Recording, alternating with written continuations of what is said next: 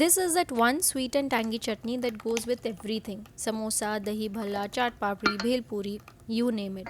And the best part, no tamarind is needed. Welcome back to the Yummy Vibes. Today we are making an instant meathi chutney using amchur powder and dates. In a pan we are taking 2 tablespoons of amchur powder and mixing it with 300 ml of water. Whisk it well. We want a smooth liquid, no lumps. Now take 4 soft dates, remove the seeds and chop them into small bits. ये dates का natural sweetness चटनी को amazing बनाता है.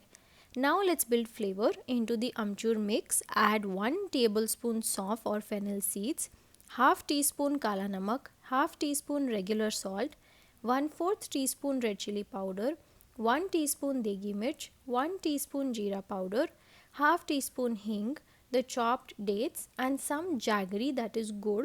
Quantity can be adjusted based on how sweet you like it. Now bring the pan to heat and let this mixture come to a boil. Let it simmer for few minutes, around 5 minutes. This chutney is super easy even if you're new to cooking. Now add few raisins. At this stage, taste test the chutney. This is your last chance to adjust spice, salt or jaggery. I'm adding a little more gur because I like it on the sweeter side. The tip is you can chop jaggery for faster melting.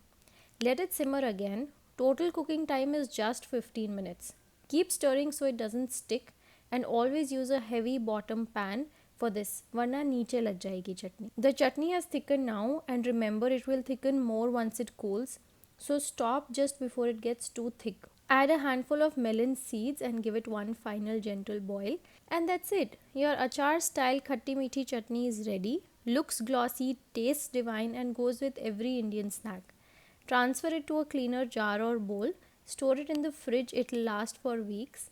Thank you for watching. Like, share and subscribe for more such quick flavor packed recipes.